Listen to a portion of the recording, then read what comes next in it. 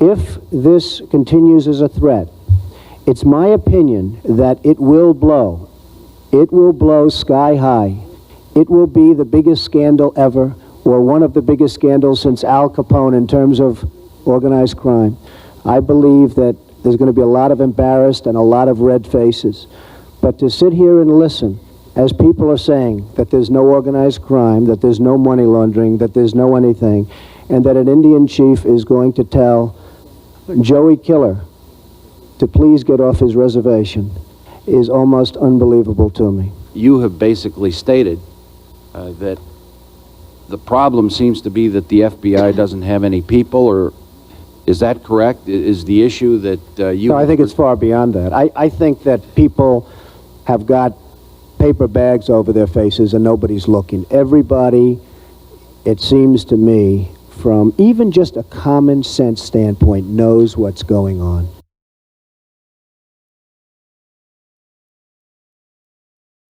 Did you submit this list to the FBI at any time? I'm not a law enforcement officer. I'm not supposed to be going around checking Indian reservations. That's what you have the FBI for, and they're very capable, the most capable. But that's not my job. The Indians don't have to pay tax. Nobody's more for the Indians than Donald Trump. And you ask about competing. I love to compete. Nobody likes, and I think many of you folks up there know for a fact that I love to compete. But I like to compete on an equal footing. I'm competing and paying hundreds of millions of dollars in tax. My so-called, as you would call them, opponent, and they're not an opponent, but my opponent is competing and paying no tax. It's not a fair situation. You indicate that they don't pay taxes. I didn't indicate they don't pay taxes. I said they're not paying taxes on casino. No, that's because the profits from it are to go to the reservations. Oh, really?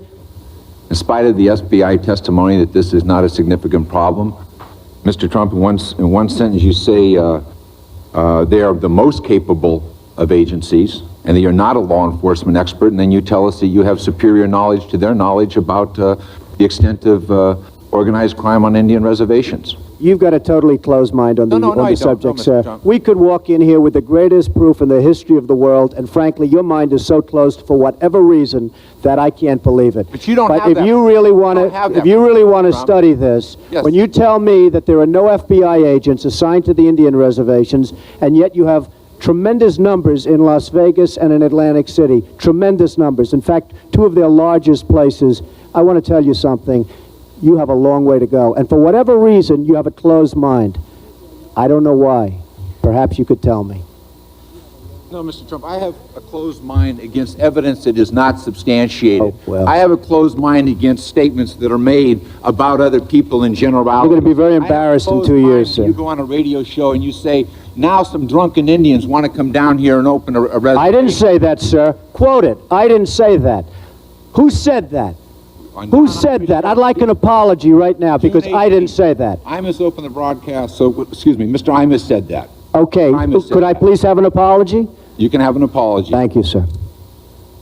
And then you went on to, is this you discussing Indian blood? We're going to judge people by whether they have Indian blood, whether they're qualified to run a gaming casino or not? That probably is me, absolutely, because I'll tell you what, if you look at some of the reservations that you've approved, you, sir, in your great wisdom have approved, I will tell you right now, they don't look like Indians to me, and they don't look like the Indians. Now, maybe we say politically correct or not politically correct. They don't look like Indians to me, and they don't look like Indians to Indians, and a lot of people are laughing at it, and you're telling how tough it is, how rough it is to get approved. Well, you go up to Connecticut, and you look. Now, they don't look like Indians to me, sir. Thank God that's not the test of whether or not people have rights in this country or not, whether or not they pass your look test. Depends whether or not you're approving it, sir. No, it's not a question whether I'm approving it. It's not a question whether I'm approving it. Mr. Trump, you know in the history of this country where we've heard this discussion before, they don't look Jewish to me. Oh, really? They don't look Indian to me. They don't look Italian to me. Mm-hmm. And that was a test for whether people could go into business or not go into business, whether they could get a bank loan. You're too black? You're not black enough? I want to find out. Well, then why you're approving for Indian? Why don't you approve it for everybody then, sir? If your case is non-discriminatory, why don't you approve for everybody? You're saying only Indians. Wait a minute, sir. You're saying only Indians can have the reservations, only Indians can have the gaming. So why aren't you approving it for everybody? Why are you being discriminatory? Why is it that the Indians don't pay tax, but everybody else does? I do. Why is it that I pay tax? Why is it that senior citizens get tremendous benefit from the taxes that a certain industry does, but the Indians aren't contributing to that? Why aren't the Indians, excuse me, sir, why aren't the Indians that are making all the money in Connecticut, which is the most successful of the Indian reservations, why aren't they spreading the wealth with the other Indians, sir?